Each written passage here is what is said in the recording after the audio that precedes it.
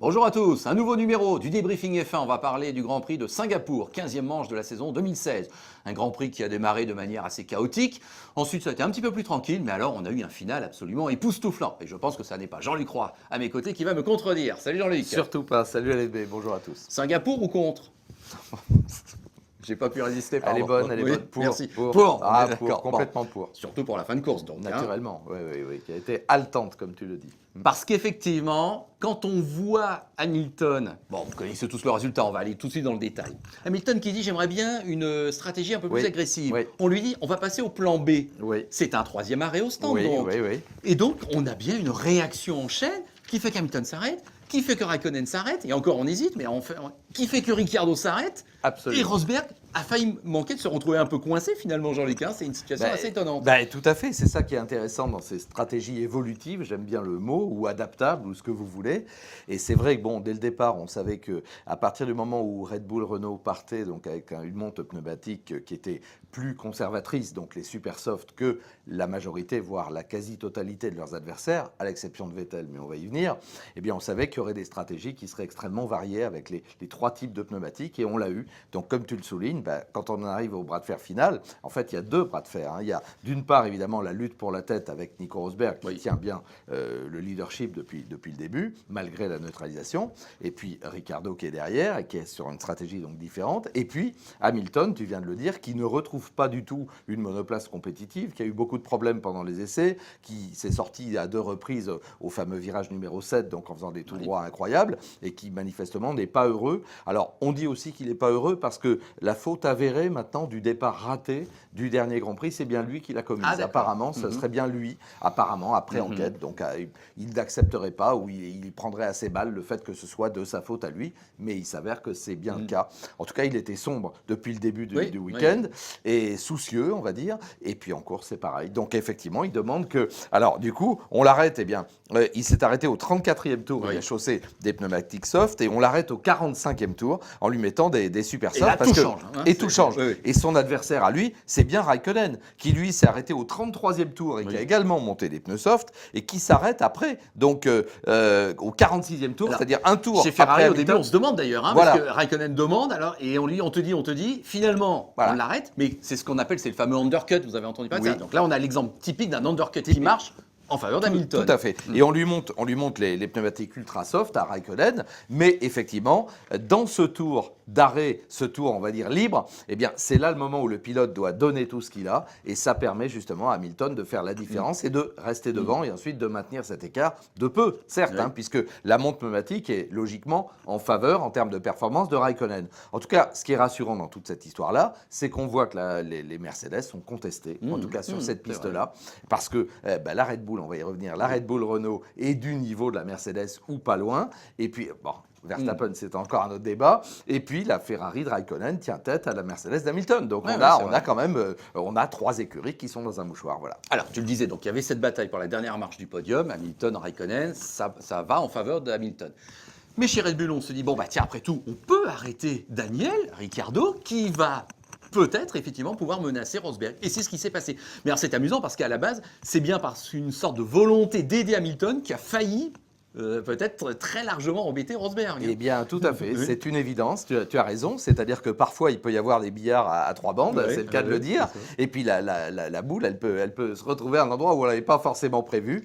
Et effectivement, alors, Ricciardo, moi j'aime beaucoup ça. Quand on prend des risques, déjà, j'aime. Quand on se dit, à la régulière, si on calque la stratégie, comme des moutons, je le dis souvent en Formule 1, on est beaucoup moutonniers, on calque la stratégie sur celle du leader, c'est d'un triste d'abord, parce qu'il ne peut rien se passer. Et puis, quand on sait qu'on est légèrement inférieur ou même qu'on est derrière, comment peut-on passer devant? Or là, eh bien, on choisit une autre stratégie et elle fonctionne merveilleusement puisque selon les tours, eh bien, Ricciardo reprend entre 2 secondes et demie et 3 secondes au leader, à Rosberg. Et moi, je sais qu'en direct sur RMC, dès le départ, je dis il va le faire. Alors, donc tu croyais. Et oui, je croyais qu'il allait au moins le rejoindre. 4/10 près, t'avais après, raison. pour le dépasser, c'est une autre affaire, c'est une autre paire de manches, si tu me pardonnes l'expression. Et même s'il y avait eu 2 ou 3 tours de plus, je ne suis pas certain que Ricciardo serait parvenu à trouver l'ouverture, mais en tout cas, on a eu un baston et un suspense extraordinaire. Ah oui, voilà, une arrivée à 488 millièmes près, on aurait signé évidemment. Voilà.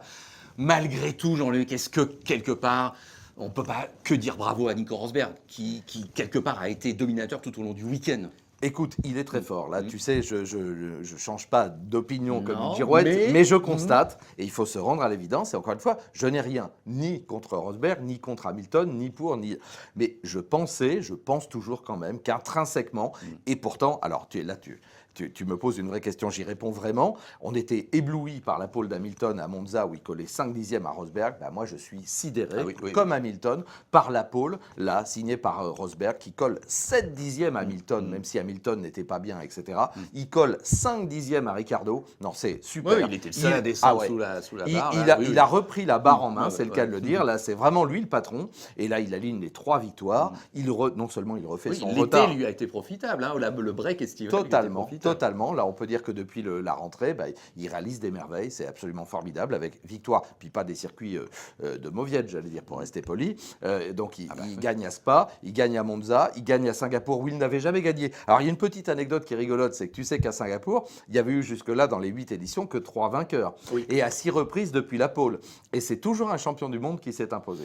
Je te laisse en conclure ce que tu veux. Oui. Mais c'est toujours un champion du monde qui s'est imposé à Singapour. Donc, est-ce qu'il y a un signe du destin? Oui. Nous verrons. Déjà qu'on sait qu'il est maintenant, et depuis quelque temps déjà, celui qui a le plus gagné en Formule 1 sans être encore, j'ai envie de dire encore, champion du monde. Car effectivement, on pourrait penser que ça peut peut-être se préciser. 8 points d'avance en tout cas au championnat. C'est pas fait, c'est même pas un break, mais quand même.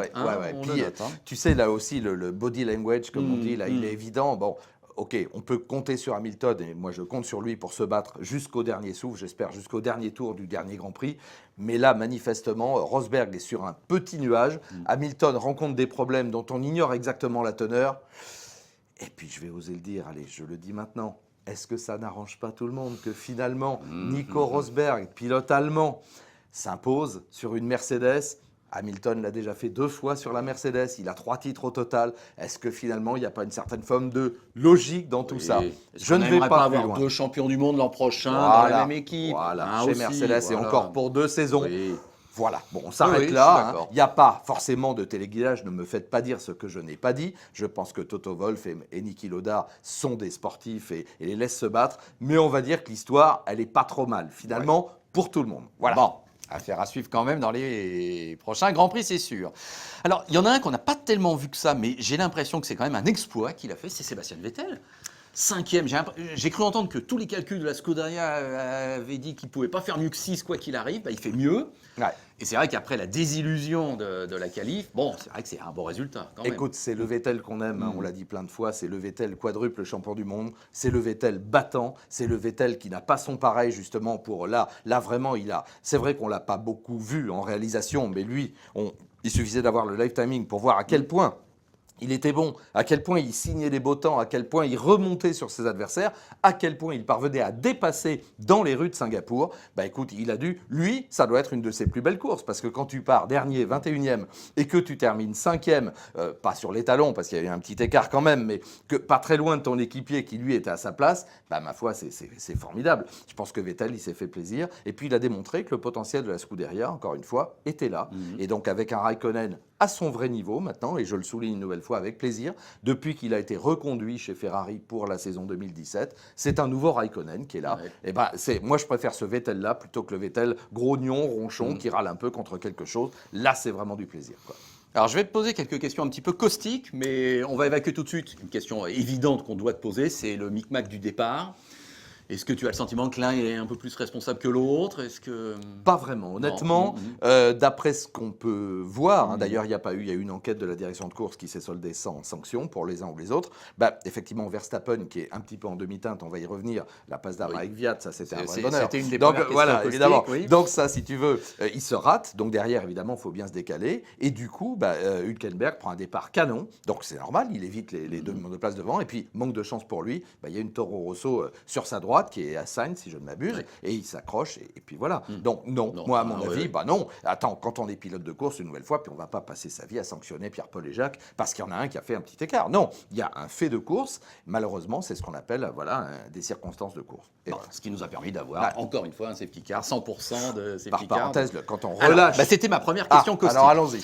Bon, le restart avec un commissaire qui est en train de courir sur la piste pour éviter les voitures qui arrivent très vite derrière lui. Bon, je ne sais même pas comment on peut analyser ça. Quelle est l'erreur, quelle est la responsabilité, mais le fait est que c'est pas bien. Moi, je te réponds, c'est une faute de la direction de course, c'est une évidence. Parce que tant qu'on n'a pas l'assurance que la totalité des commissaires qui courageusement, et je leur rends hommage une nouvelle fois, œuvrent dans des conditions délicates sur la piste, et là vont ramasser les débris de carbone, d'ailleurs de fait, à part après Bottas, mais il n'y a pas eu de crevaison, donc on a bien nettoyé la piste en très peu de temps, à peine en 2 petits tours, eh bien on s'assure au moins que les commissaires ne sont plus présents sur la piste. Or là, on ne l'a pas fait, on a confondu la vitesse et précipitation pour le coup. Alors je reproche souvent au contraire, que le safety car reste en piste beaucoup trop longtemps, notamment quand c'est mouillé, tu le sais bien. Mais là, c'est l'inverse. Là, au moins, assurer la sécurité. Donc là aussi, moi, j'enlève des points, là, puisqu'on a un permis, je ne sais pas combien il en a, mais moi, j'enlève des points à la direction de course. Voilà. Bon, très bien.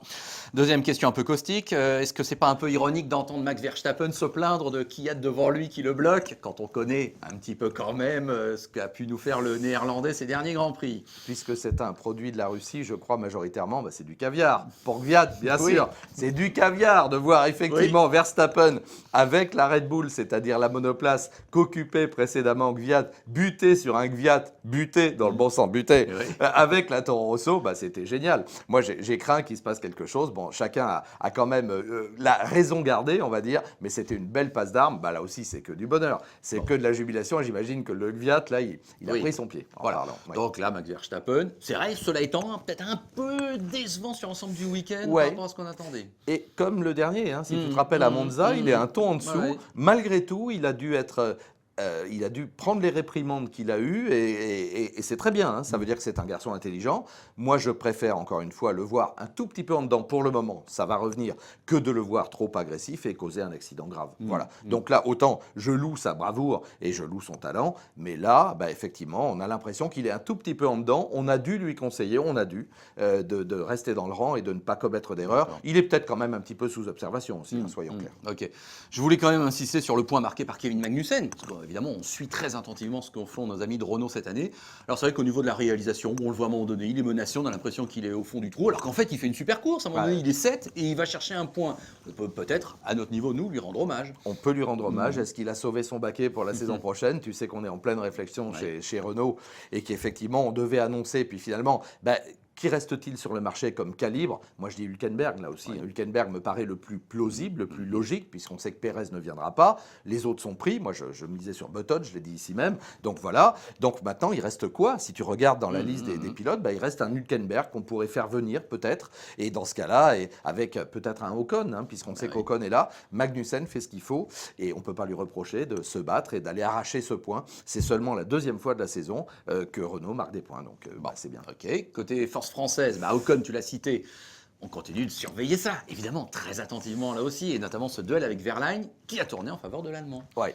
La principale qualité d'Esteban, c'est pas d'erreur jusque-là, pas d'erreur. Il a terminé ses 3 grands prix. Il n'a pas mis la voiture dans le rail, il n'a pas fait d'erreur, et pourtant c'est un circuit piégeux, dans des circonstances délicates, on l'a dit, il est passé au travers des gouttes, il s'est bien débrouillé. Bon, ça fait 3 grands prix, je le disais. On attend un petit exploit quand même à un moment avant la fin de la saison. Maintenant, peut-être sur un circuit plus naturel, peut-être le prochain en Malaisie, pourquoi pas, à Sepang ou encore un autre après. Bon, je crois que c'est un garçon qui a bien la tête sur les épaules, il le démontre. On ne lui reproche absolument rien, mais on attendrait effectivement qu'il soit un petit peu plus proche de Verlaine, même si en essai libre, en essai qualif, il est plutôt à 2-3 dixièmes, voire 4 dixièmes, ce qui n'est pas beaucoup, surtout sur un circuit comme Singapour où le tour est très long. Donc il n'est pas loin du tout de Verlaine, mais comme tu le disais, la référence c'est Verlaine. On aimerait qu'il l'égale, voire qu'il le devance au moins une fois. Voilà.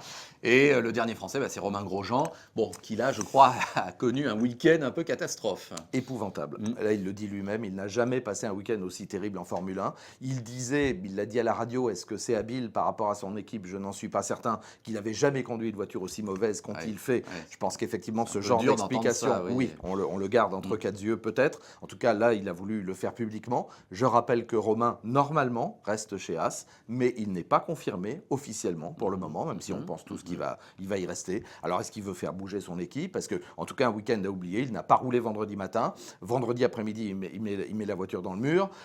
En qualif, il la remet dans le mur. Alors, je comprends bien qu'elle est intenable. Hein. On ne va pas lui faire le reproche de manquer de maîtrise. Mais bon, il ne la sentait pas, cette voiture. Et il disait qu'elle avait un comportement erratique d'un virage à l'autre. Donc, en alternant, peut-être sous virage, sur virage, enfin, comportement erratique. Je ne sais pas. Il n'y a que lui dans la voiture. Mais au même moment, Gutiérrez a des courses solides. Il le devance en qualif. Et là, il termine aux portes des points. Oui, alors toujours pas de points néanmoins. Non, toujours pour pas le de points, Mexicain. mais il est aux portes des Ouais, points. c'est Donc ça. là aussi, comme on dit toujours, son meilleur ennemi, c'est son équipier avec la même voiture. Bon, pour le moment, ça semble tourner du côté de Ouais, tout Gutiérrez. à fait.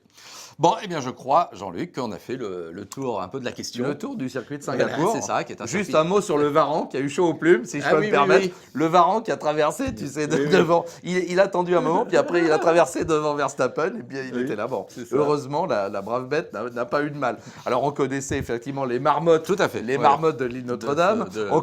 connaissait les daims ou les chevreuils du côté de Zellweg, du côté du oui, Red Bull t'as Ring, raison. qui traverse la Ouais, piste c'est également. ça. Maintenant, Ouais. on a le Varan de Singapour. On va pouvoir monter un petit bestiaire. Voilà. C'est ça. En tout cas, ce décor, effectivement, est assez Ouais. unique en son genre. C'est le moins que l'on puisse dire. Grand Prix de Malaisie, c'est la prochaine manche. C'est dans 15 jours. Donc, on a le temps de digérer toutes ces grandes Certes. nouvelles et de s'intéresser évidemment très vite à l'action qui ne va pas manquer de survenir de nouveau en matière de F1. Ben, merci Jean-Luc. Mais c'est toujours un plaisir. Merci à vous. Le débriefing F1 donc à suivre sur le site de motorc.com et sur notre chaîne YouTube, bien évidemment. Salut à tous. Salut à tous.